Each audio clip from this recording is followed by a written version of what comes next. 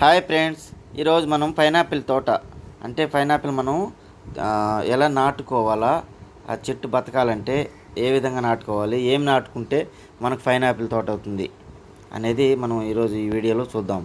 ఇంతకుముందు మీకు మా పైనాపిల్ కాయసిన కాడి నుంచి చూపించినాను. ఓకేనా? Okay, start. ఇప్పుడు మనం పైనాపిల్ చూద్దాము ఏ విధంగా నాటుకుంటే బతుకుతుంది. ఈ పైనాపిల్ కాయ పైన వస్తుంది చూడు మనకి లాక, ఆ లాకే మనకు మళ్ళీ చెట్టుగా పండించుకోవచ్చు. చూడండి, ఇప్పుడు ఈ పైన ఉండే ఈ లాక్ అంతా ఒలుచుకోవాలన్నమాట. ఆ సన్నవి ఉంటాయి చూడ, ఇవన్నీ ఒలుచుకొని, ఎందుకంటే ఆ ఏర్లు వచ్చేదానికి మనం గ్లాస్ నీళ్ళల్లో పెట్టుకోవాలి, దానికి అడ్డమైపోతుంది అది.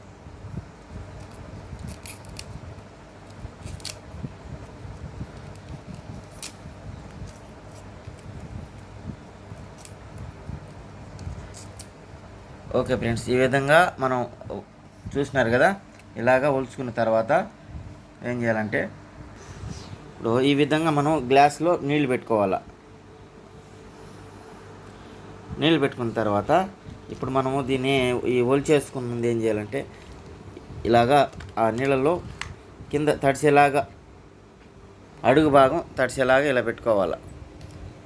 ఇలా పెట్టుకున్న తర్వాత మనం దీన్ని పక్కన పెట్టేసి 4 days తర్వాత చూద్దాం. ఇలా గ్లాసులో పెట్టుకున్న తర్వాత ఈ మొక్కను ఇప్పుడు 3-4 days తర్వాత చూస్తే ఇదో ఇలాగా ఏర్లు వస్తాయి. దీనికి ఒకటే వచ్చింది, చుట్టూ బాగా వస్తాయి ఏర్లు. ఒక 4-5 దాకా ఏర్లు వస్తాయి. ఒకటి వచ్చినా 2 వచ్చినా ఎన్ని వచ్చినా పర్లేదు. ఇప్పుడు ఏం చేయాలంటే దీన్ని మనం మట్టిలో పాతుకోవాలి. పట్టుకో. ఇప్పుడు ఈ మొక్కలు మనము ఇంటి దగ్గర ఎక్కడైనా మనం షోగా అయినా కూడా ఆ పక్క ఈ పక్క చిన్న కుండీ పెట్టుకొని అయినా కూడా నాటుకోవచ్చు. మనకు చూసేదానికి అందంగా ఉంటాయి, మళ్ళా పైనాపిల్ వస్తుంది, చాలా బాగుంటాయి. చూడండి, ఇది మీకు చూపించలేదు, అది చూపిస్తున్నాను. ఇది 6 days అయిపోయింది. ఇది చుట్టూ వచ్చేసినాయి బాగా ఏర్లు.